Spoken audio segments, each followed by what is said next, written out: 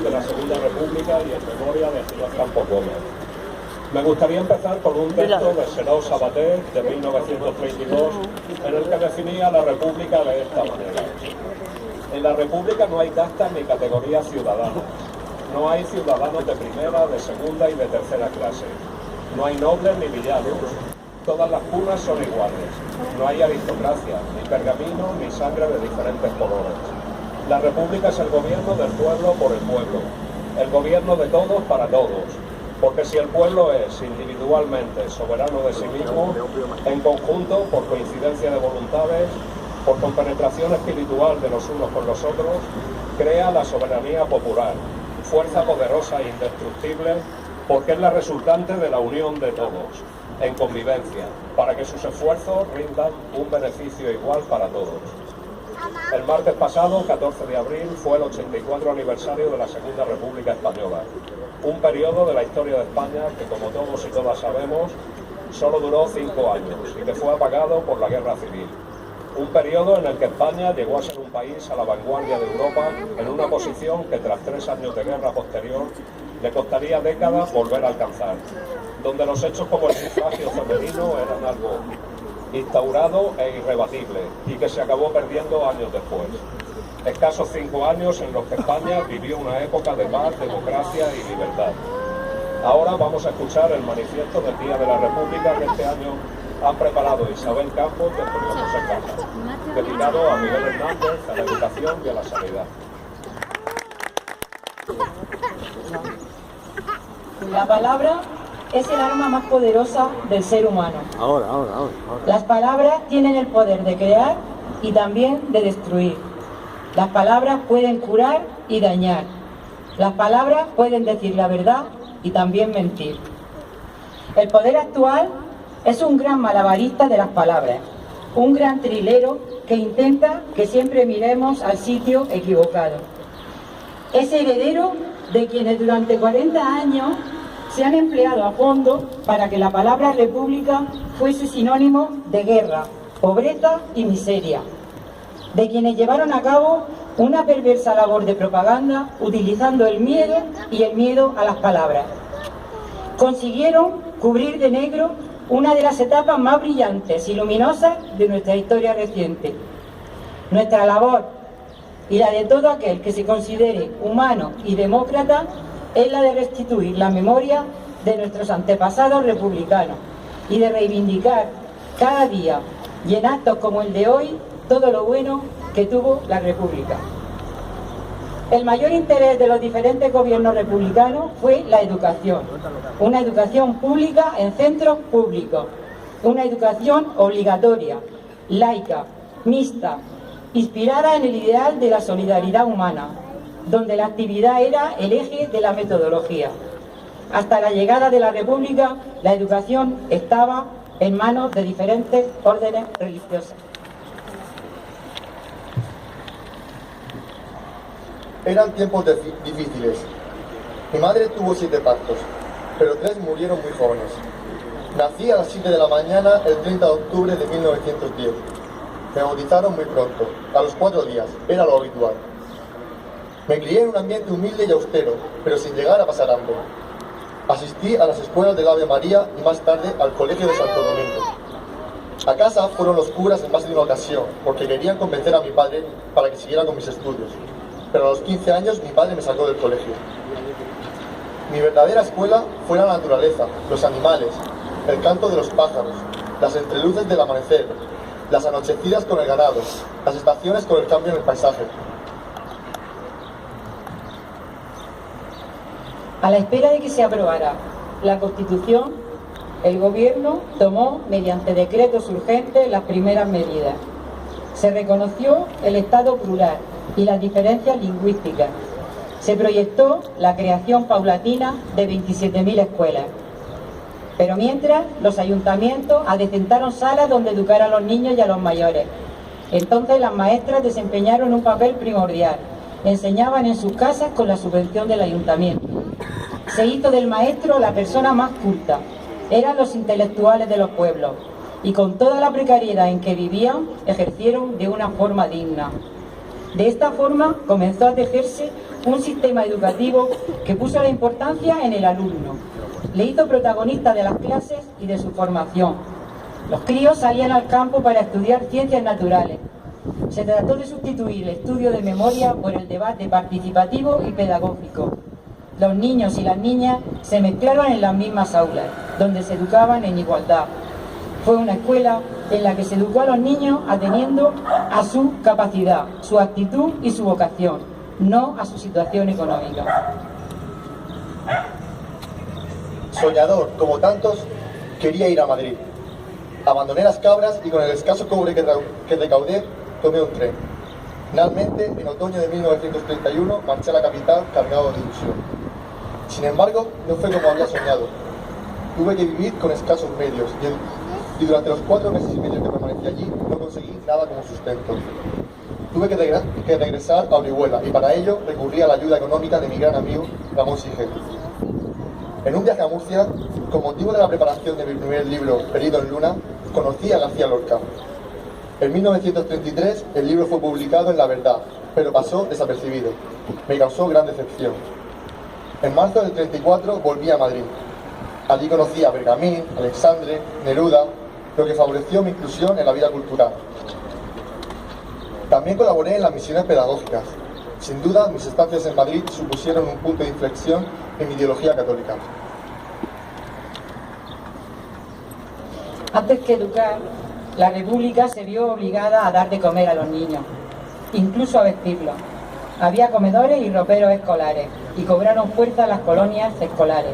Los niños viajaban al mar o a la montaña, hacían deporte, se divertían, pero sobre todo comían. En 15 días algunos ganaban hasta 4 kilos de peso. Lo más revolucionario que pudo hacerse después de facilitar la alimentación fueron aquellas misiones pedagógicas que todavía recuerdan los más viejos de los pueblos. En destartaladas camionetas llegaron a las aldeas perdidas bibliotecas itinerantes, proyecciones cinematográficas, teatro, museos ambulantes. El 70% de los hombres eran analfabetos, mucho más las mujeres. Para las mujeres españolas, la proclamación de la República el 14 de abril de 1931 iba a suponer un importante cambio, tanto en el ámbito privado como en lo público. Estos cambios fueron mucho más allá de lo que los mismos hombres de la República habían planeado, e incluso más lejos de lo que las mujeres republicanas podían haber soñado. Conocí a Maruja Mayo en la casa de Neruda. Me enamoré de su pintura y simpatía. Fue la primera mujer con la que mantuve relaciones. Tras un tiempo, la aventura con Maruja Mayo llegó a su fin y regresé a mi relación con Josefina Manresa, la mujer que me colmaba espiritualmente. Josefina y yo vivíamos en mundos diferentes y teníamos conceptos diferentes de nuestra relación. Yo quería traerla a Madrid para no tener que escondernos, para querernos. En Madrid, nadie se escandalizaba al ver a unos jóvenes besarse.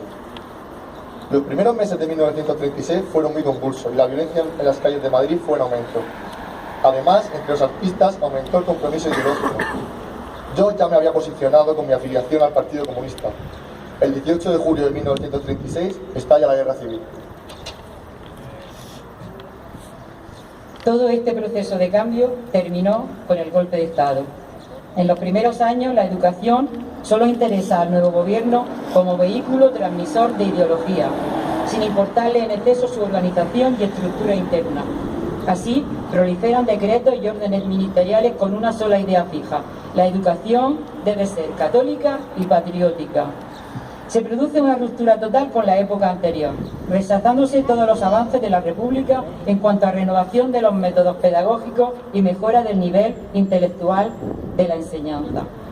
Para ello era necesaria la depuración, es decir, borrar toda idea en la sociedad contraria a la del nuevo Estado, la cual no solo alcanzaría al estamento docente y a los propios alumnos, sino también a los libros de texto e incluso a las bibliotecas escolares. Un ejemplo de la depuración puede ser lo que les ocurrió a los alumnos que estaban cursando magisterio en el momento en que se iniciaba la guerra. Con el fin de evitar que siguieran o pudieran estar provistos de ideas liberales o antipatrióticas, se establecía que para reanudar sus estudios, los alumnos del Plan de Estudios Republicano deberían presentar un informe de las autoridades militares, civiles y eclesiásticas que acreditaran su buena conducta religiosa y patriótica. También se prohíbe la coeducación. La Iglesia se vuelve el árbitro de la educación del nuevo Estado. Por otra parte, la orden del 13 de septiembre de 1937 procedió a la clausura y supresión de 38 institutos de enseñanza media, innecesarios a todas luces, como diría después. Tras pasar el verano en Orihuela, regresé a Madrid para alistarme como voluntario en el 5º Regimiento. Nos dedicábamos a tareas culturales y nos apodaron como el Batallón del Talento. Nunca fui un combatiente de trinchera que tuviera que atacar o disparar al enemigo. Fui un miliciano de la cultura, visitábamos las líneas y convivíamos con gente que estaba en el frente. Soldados de todos los países en la trinchera. No era hora de hablar de familia de uno, sino familia de todos. De pueblo de uno, sino del pueblo de todos. No existían las naciones, las razas. Uno era moreno, otro rubio, pero en las venas latía la misma sangre humana y roja. El 30 de abril de 1939 fui detenido en Portugal, cerca de la frontera. Fui acusado de ladrón. La prisión se convirtió en un infierno. Me apaleaban, en Orihuela. Me acusaron de adhesión a la rebelión militar. ¡Qué gran ironía! Aquellos que defendimos la legalidad vigente y fuimos juzgados y condenados por los golpistas por rebelión militar. Habría que esperar muchos años, 40, para que apareciesen tímidos intentos de cambio, que han ido dando un paso adelante y dos hacia atrás, según la tendencia ideológica del gobernante que tocara, hasta llegar al día de hoy, en el que se siguen utilizando las palabras según conviene. Nos quieren convencer de que el exilio juvenil que estamos viviendo no es otra cosa que movilidad exterior. La subida de impuestos ahora se llama recargo temporal de solidaridad. Los imputados que apestan y corrompen el sistema democrático han pasado a ser investigados. Nos hablan de educación concertada cuando deberían de decir educación privada. Y se nos impone la reforma educativa que propugna la LOMCE, que convertirá, si no lo remediamos, a nuestros niños y niñas en engranaje de la maquinaria que mueve el sistema. El 28 de marzo de 1942, a las 5:30 de la madrugada, murió Miguel Hernández, en la enfermería de la cárcel.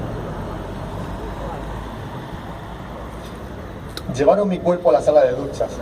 Me amortajaron mis propios amigos y no pudieron cerrarme los ojos. Colocaron mi cuerpo en el patio de la prisión y todos los presos desfilaron ante mi féretro.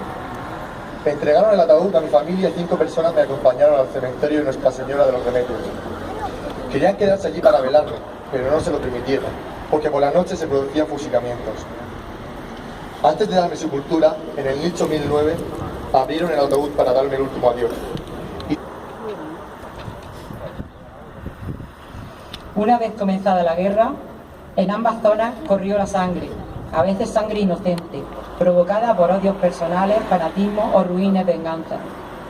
¿Por qué los que se alzaron con la victoria juzgaron con ensañamiento los hechos de la zona republicana y dejaron impunes tantos delitos igualmente sangrientos sucedidos en su territorio? Cuando los vencedores proclamaron en su último parte de guerra: la guerra ha terminado, para miles de españoles, con el fin de la guerra, no llegó la paz. Miguel dejó reflejado en sus tres heridas la de la vida, la de la muerte, la del amor, su conducta, su obra y su vida. Le quitaron la vida, pero su voz quedó libre, con la única arma que siempre utilizó para combatir las injusticias: la palabra. Muchas gracias. Salud y República. ¡Viva! Banda que nos interpretará la canción Bella Ciao. Esta es una canción popular que cantaban los simpatizantes del movimiento partisano italiano durante la Segunda Guerra Mundial, cuando luchaban contra las tropas nazis. Después, Yolanda Carrión nos recitará unos fragmentos de García Lorca. Alicia Martínez recitará Rosario Dinamitera de Miguel Hernández y Cristóbal Altamayo la poesía también de Miguel Hernández, Para la Libertad, que después interpretará la banda. Y lo vemos tú.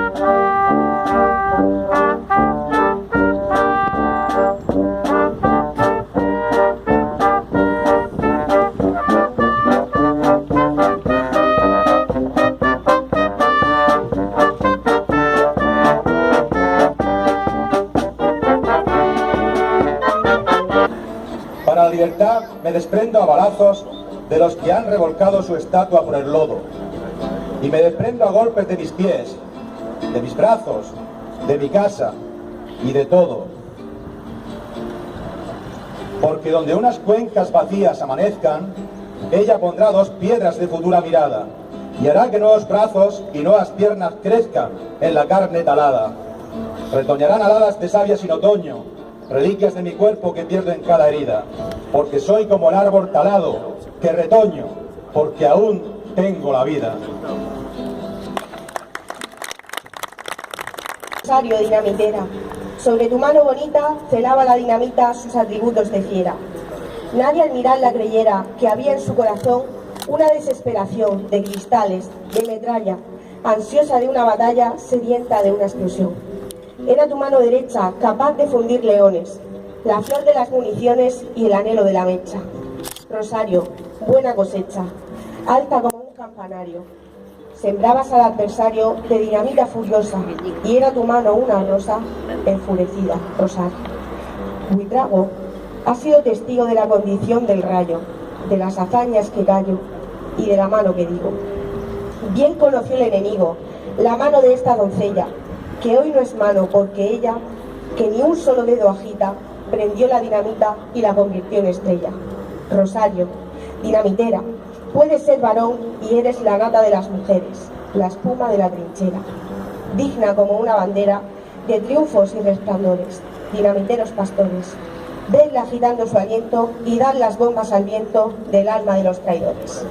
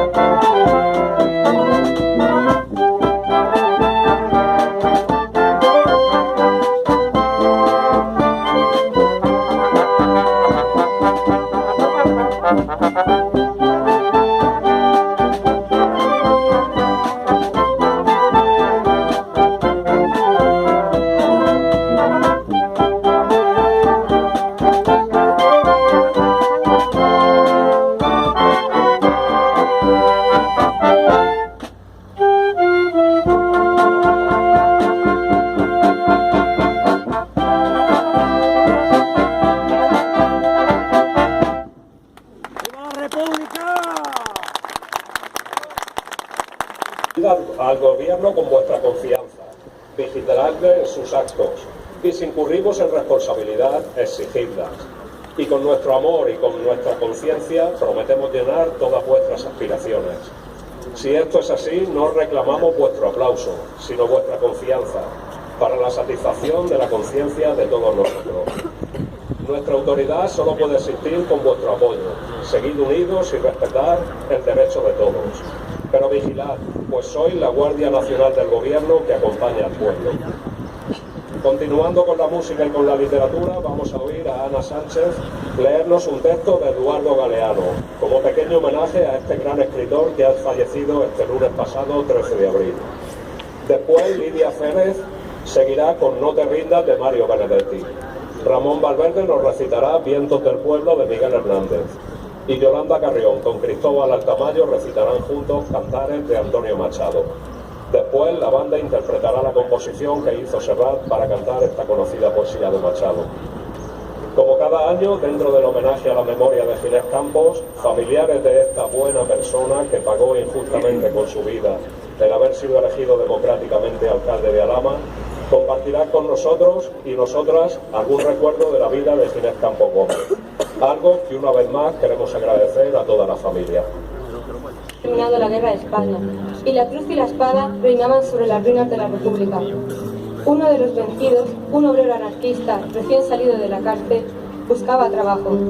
En vano revolvía cielo y tierra, no había trabajo para un rojo. Todos le ponían mala cara, se encogían de hombros o le daban la espalda. Con nadie se entendía, nadie le escuchaba. El vino era el único amigo que le quedaba. Por las noches, ante los platos vacíos, soportaba sin decir nada los reproches de su esposa Beata, mujer de misa diaria, mientras el hijo, un niño pequeño, le recitaba el catecismo. Mucho tiempo después, Josep Verdura, el hijo de aquel obrero maldito, me lo contó. Me lo contó en Barcelona, cuando yo llegué al exilio. Me lo contó. Era un niño desesperado que quería salvar a su padre de la condenación eterna. Y el muy ateo, el muy tozudo, no entendía razones. Pero papá, le dijo Josep, llorando, si Dios no existe, ¿quién hizo el mundo? Tonto, le dijo el obrero, cabizbajo, casi en secreto. Tonto, al mundo lo hicimos nosotros, los albañiles. Antes de empezar, quería resumir brevemente por qué he elegido el poema. Creo que todos alguna vez hemos necesitado que nos lean esto, no solo a nivel personal, sino también a nivel social, porque muchas veces luchamos y peleamos para que las cosas cambien, y cuando esto no sucede nos derrumbamos y ya no queremos seguir. Y entonces yo, cuando me siento así impotente, leo el poema y sigo, y entonces pues quería compartirlo ahora. No te rindas, de Mario Benedetti. No te rindas, aún estás a tiempo de alcanzar y comenzar desde nuevo, aceptar tus sombras, enterrar tus miedos, liberar el lastre, retomar el vuelo. No te rindas, que la vida es eso, continuar el viaje, perseguir tus sueños, destrabar el tiempo, correr los escombros y destapar el cielo. No te rindas, por favor, no cedas, aunque el frío queme, aunque el miedo muerda, aunque el sol se esconda y se calle el viento. Aún hay fuego en tu alma, aún hay vida en tus sueños. Porque la vida es tuya y tuyo también el deseo. Porque lo has querido y porque te quiero. Porque existe el amor y el vino, es cierto. Porque no hay heridas que no cure el tiempo. Abrir las puertas, quitar los cerrojos, abandonar las murallas que te protegieron, vivir la vida y aceptar el reto, ensayar un canto, bajar la guardia y extender las manos, desplegar las alas e intentar de nuevo celebrar la vida y retomar los cielos. No te rindas, por favor, no cedas, aunque el frío queme, aunque el miedo muerda, aunque el sol se apague y se calle el viento. Aún hay fuego en tu alma, aún hay vida en tus sueños, porque cada día es un comienzo nuevo, porque esta es la hora y el mejor momento, porque no estás solo, porque yo te quiero.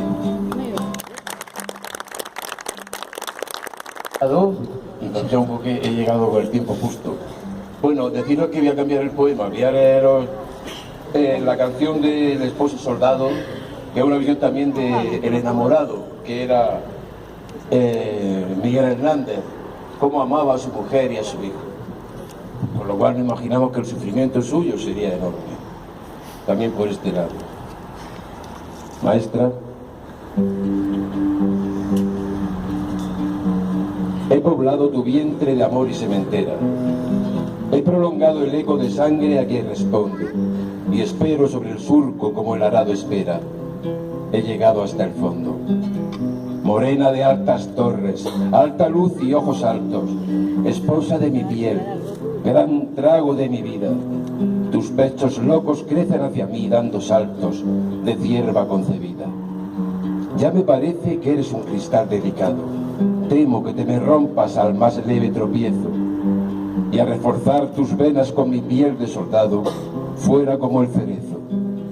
Espejo de mi carne, sustento de mis alas, te doy vida en la muerte que me dan y no tomo. Mujer, mujer, te quiero cercado por las balas, ansiado por el plomo. Sobre los ataúdes feroces en acecho, sobre los mismos muertos sin remedio y sin fosa, te quiero, y te quisiera besar con todo el pecho, hasta en el polvo, esposa.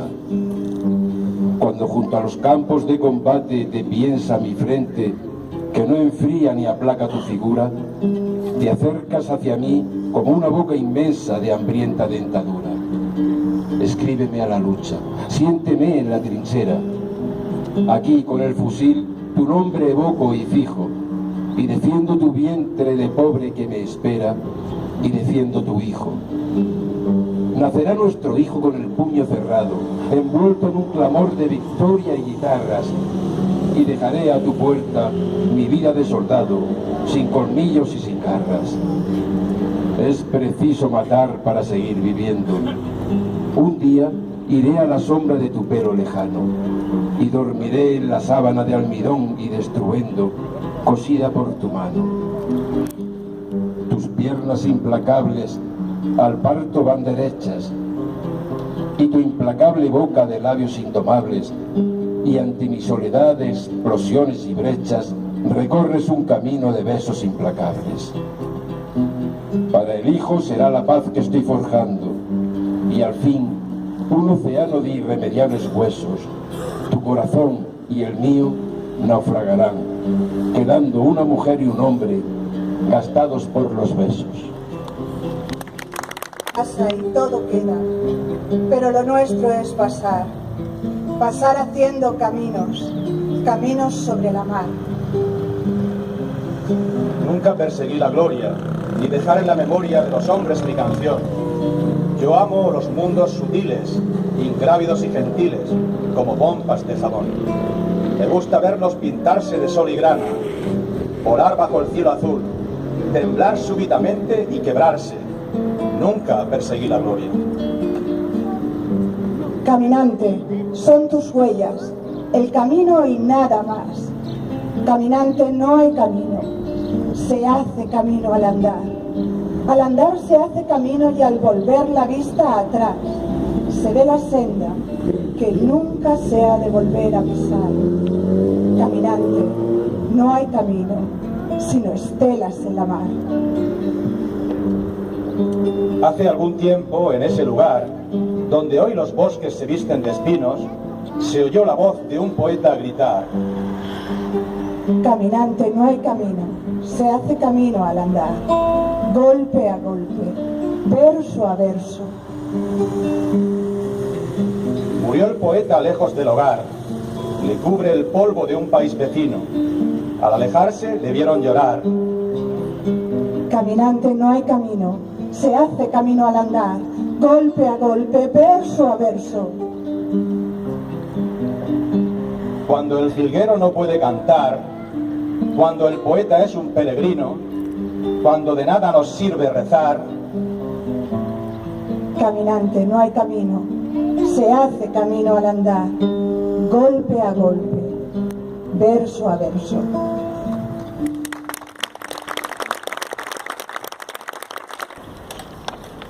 Para quien no me conozca, mi nombre es Agustín Romero Campos, sobrino de Ginés Campos.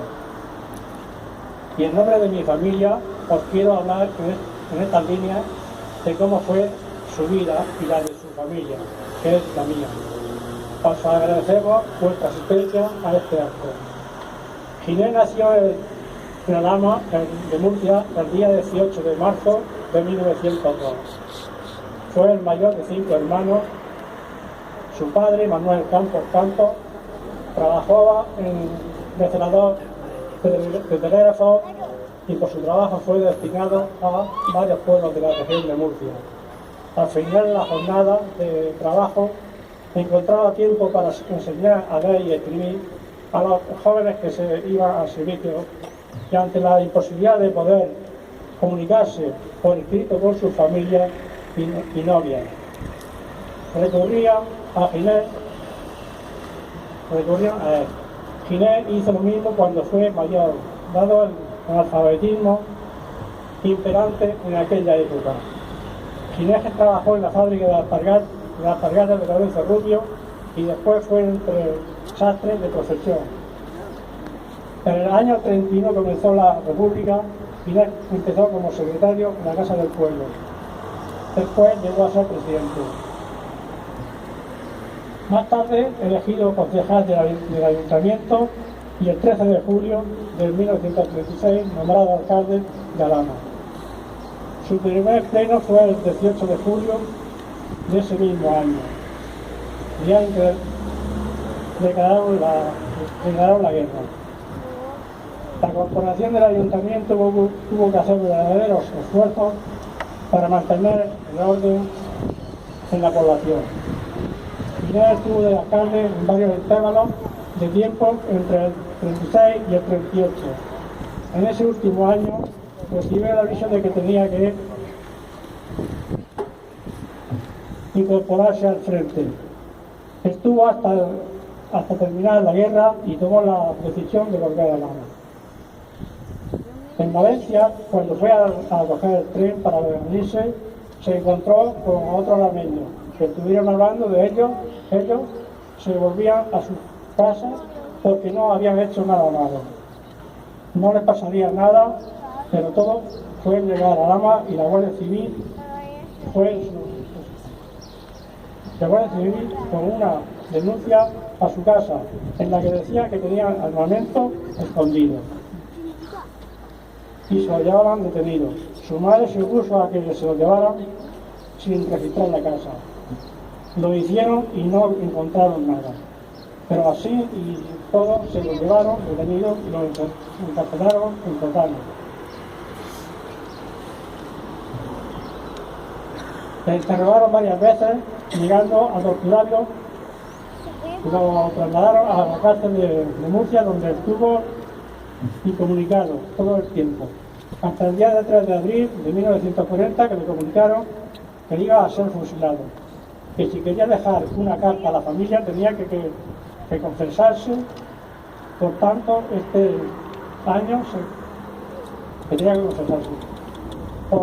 este año se cumple el 75 aniversario de su muerte.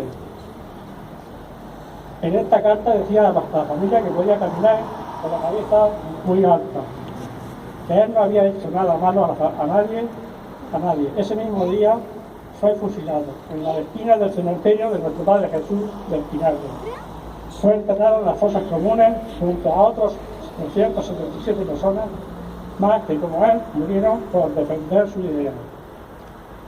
Eso pasó después de la guerra, donde fueron fusilados todos los alcaldes que tuvieron su mandato durante la República, menos dos, y eso solamente en la región de Murcia.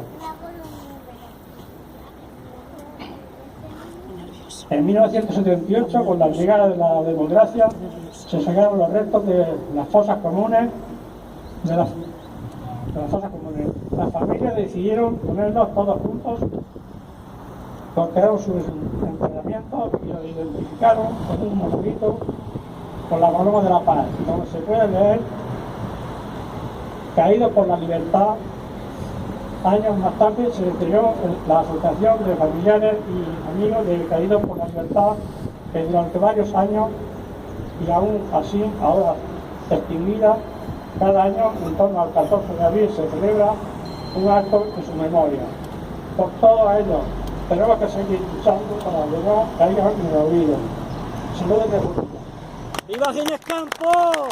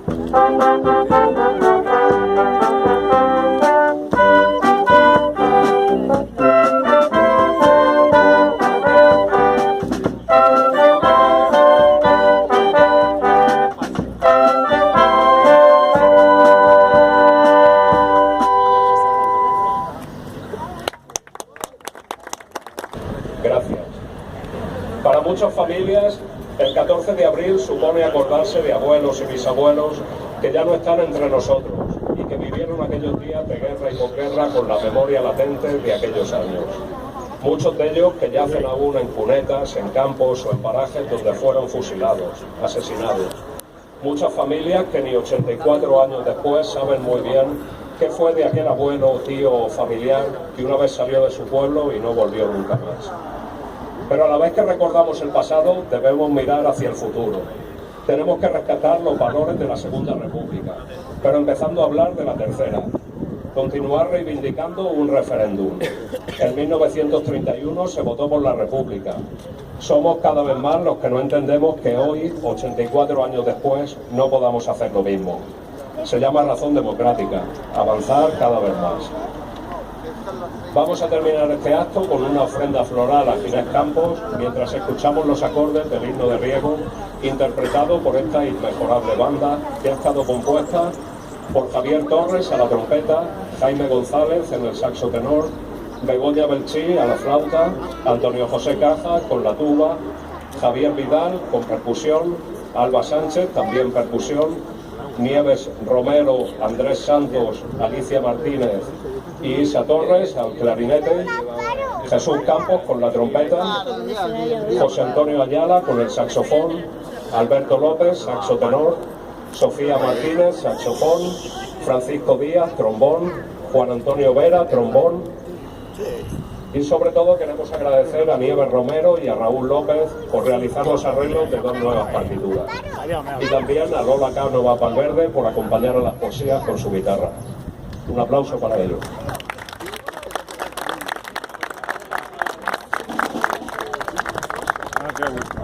Os agradecemos vuestra asistencia un año más y queremos dar las gracias especialmente a todas las personas que de una manera u otra han colaborado en estos actos conmemorativos de la Segunda República.